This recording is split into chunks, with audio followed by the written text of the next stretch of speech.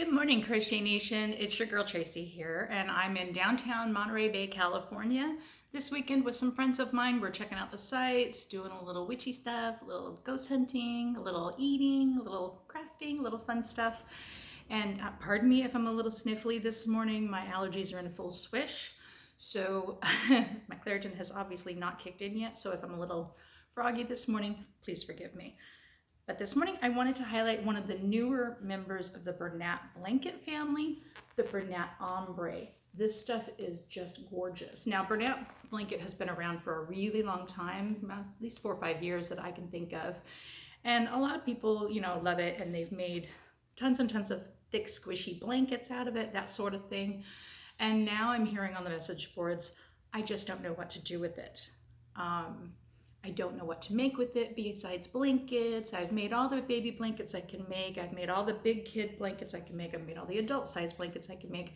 I just don't know what to do with this stuff. And they've come out with so many amazing colors and styles, ripples and pooling and ombre and dappled and things like that I just don't know what to do with it. And it's so cool. I want it all. Well, here to let you know that there's some really amazing designers out there like Katie did, Katyedid. She's on TikTok as well as Instagram and Facebook.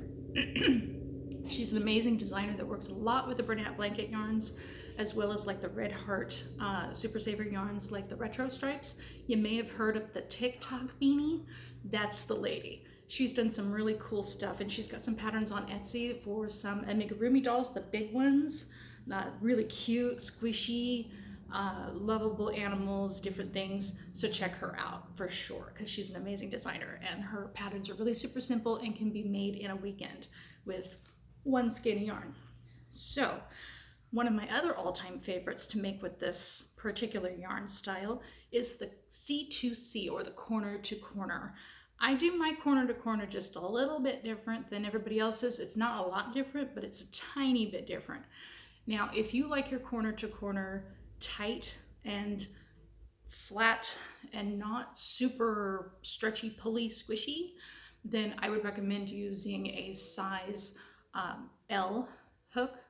I'm using an M hook, which is just one size larger, but this is the Hobby Lobby brand of hooks, so it does tend to crochet just a little bit tighter anyway, so it's perfect for me.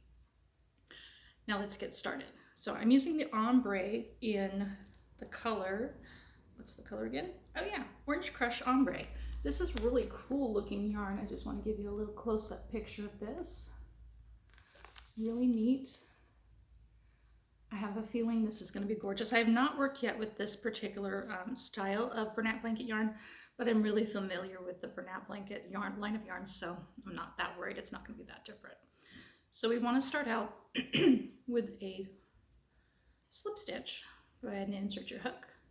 Now, some people worry that with the corner to corner with the Bernat blanket yarn, it's going to be too stretchy and pulley and have too many holes in it, and it's going to just not lay flat. And I will admit, when you first start working with it, it does look that way. It looks a little bit super squishy, and you're like, oh, I just don't know if I like this. It kind of curves a little bit too much. It looks a little funny, but once you get past a certain point, just keep going and going and going, and it will get past that awkward stage. Right around when you get to around row 20 is when you start to see, oh, it's evening out and it's pretty. It's no longer awkward, weird, funky looking. So my formula or recipe or pattern or whatever you want to call it for the C2C with the Bernat is to chain 6. 4, 5, 6. Now in your 4th chain from your hook, I double crochet, which is pretty standard for the corner to corner. You're making a little block. So this first block is 3 double crochets in those last 3 chains. So double crochet, double crochet, double crochet. And there you have it, your first little block. That's block number 1. Now it's called a corner to corner because you go from the base outward, and then when you get as wide as you want it to be, you start to go inward. and then you stop. So it's 1, 2, 3, 4, 5, 6, da da da, until however many rows you want to do, however wide you want it. Then you start to decrease, decrease, decrease, decrease back down to 1. So it's going to take you a long time to get those last rows in. You're like, oh my God, this is never going to end. And then suddenly you're on the decrease. And then you're really excited because you're suddenly down to 1 and you're like, woohoo, I'm done. So that's great. But I digress.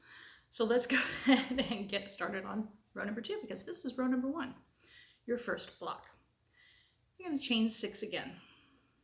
3, 4, 5, 6. Now I do crochet a little bit tighter in the beginning just to make sure that my gauge is correct. I really don't check gauge.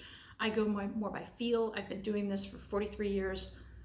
I don't bother with gauge. I too like to live on the edge.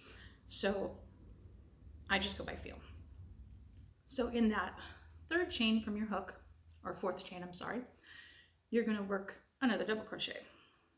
2, 3, 4, and double, and then a double in the next stitch, and then a double in that last chain stitch. And you'll notice that you're looking at the back side of your first block. You're going to want to flip that over so that you're looking right at it. Okay. Now, in that first 3 chains that you skipped at the beginning, you're going to single crochet. Now, most of the C2C patterns call for a slip stitch. I don't like to slip stitch. I hate slip stitch, so I just single crochet. Can't really tell the difference once you're going anyway, so it doesn't matter. I'm a rebel like that. So then you're going to chain 3, and this is when you start working block number 2. So you've worked block number 1 on row number 1, block number 1 on row number 2, and now on your second row you're going to work block number 2. In that same big hole that you've got from those skipped chain 3s, you're going to work 3 more double crochets. So a block is a single crochet, chain 3, 3 double crochets, all in that same chain 3 big loop that you got sticking out there, waiting to be filled up. So now we have 2. Kind of looks like a little heart. Sorry, like I said, I'm a little sniffly this morning. Now we're going to chain 6 again. 3, 4,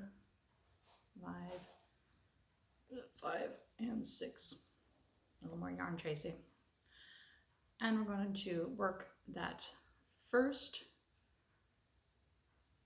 block in our 4th chain from the hook.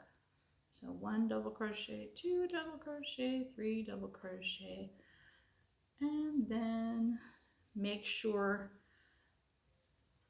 that you're looking at the back side of your row 2. Now this is when it gets interesting. This is when it gets to start looking kind of awkward and weird, but it's okay. Get used to it. It's normal. Pull as tight as you can. This is a pro tip here to keep your gauge a little bit better and make it not so floppy. Do this first, or actually second block of the row a little tighter.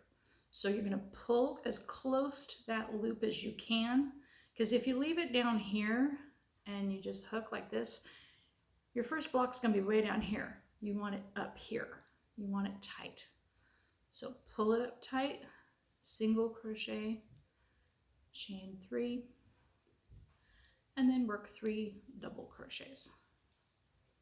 1, 2, and 3.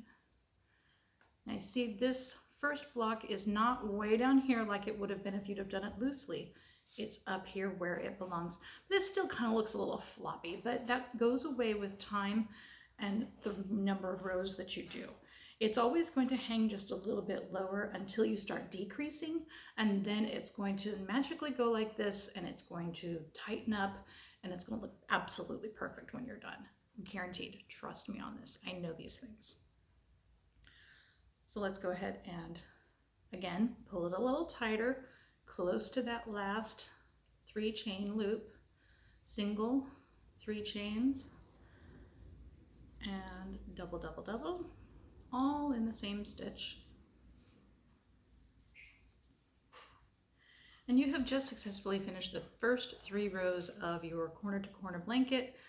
You can make a baby blanket with about 50 rows and then decrease down to 1 and you're done. I like to do an adult size blanket at about 100 rows. This is quite the yarn eater. It does take quite a bit of yarn, but no more so than doing single crochets or double crochets. And to me, the texture of this and the squishiness of it and the appeal of the colors when you're done just is so inviting and so appealing and so lovely that I wouldn't give it up for the world. I'm willing to spend a little bit more on the extra yarn and time and effort it takes to make the C2C than it would be to just do regular chain stitches and single crochets and have it be done in a couple days.